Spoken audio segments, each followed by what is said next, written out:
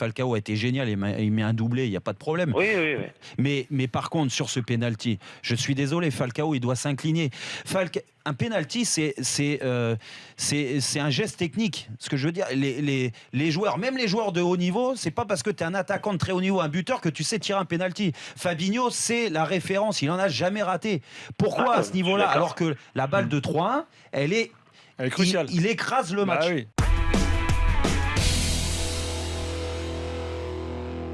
Et tu vois, je te dis que dans un tel match, dire que si s'était passé ça, il se serait passé mais ça, bien sûr, je pense que c'est une erreur. Mais non, mais c'est toi qui te trompes, Daniel. Il y a un seul truc. Mais non, mais toi tu fais des pronostics. Mais c'est pas des pronostics. Moi, j'essaie de t'expliquer. Toi, tu fais de la prévision mais direct dans ta caravane avec la boule de cristal. Mais tu m'expliques, moi, je l'ai vécu, ce genre de rencontre sur le terrain. Tu l'as pas vécu, donc arrête de me dire les sentiments que tu ressens, tu sens mieux que moi. Moi, je te dis que face à Manchester City et face à ce que fait Guardiola, tu ne peux pas prévoir. D'accord, ouais. Donc c'est Guardiola qui a décidé que Subasic se déchirait. Les autres, les gars. Non, mais attends. C'est pas lui qui décide. Il se trouve qu'à force, la défense de Monaco, on l'a jamais vu aussi nul que ce soir.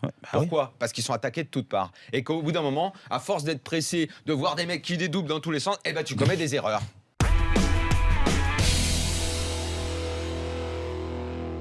Tu es dans cette équipe aujourd'hui, Jérôme. Tu es dans cette équipe. Quand tu sors de cette rencontre, tu es content de toi d'en avoir marqué 3 ou tu es frustré parce que tu te dis on est passé à côté d'une occasion fabuleuse parce qu'on a fait les cons. Mais oui. Parce qu'on n'a pas respecté le football. Mais Jean-Michel, je suis pas en train de te dire. Là, je suis pas en train de dire que Monaco. Au contraire, mon premier point, si tu avais été là tout de suite, c'était que de regrets. Que de regrets. Pourquoi ? Parce que sur ce match-là, il y a des faits de jeu, comme dit Daniel, qui changent le cours d'un match. Voilà, c'est sûr. Ce fait de jeu, c'est le pénalty raté. Derrière, il y a des erreurs.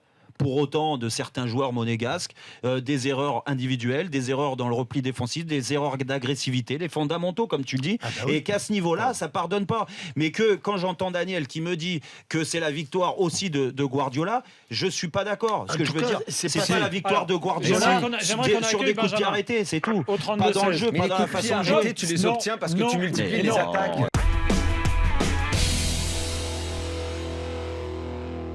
Quand on parle de City, il y en a un qui avait toutes les raisons de faire la gueule, de bouder et de se dire moi je suis maintenant relégué au rang de faire valoir, c'est le Kun Agüero. Il a fait un match, il faut se le fader quand même, il faut se le faire. Hein. C'est quand tu as un avant-centre comme celui-là qui fait appel contre appel en permanence dans ton dos, et les Radji, il a rien au chaud, ceinture Gibaud. Hein. Il a été en grande difficulté. Hein.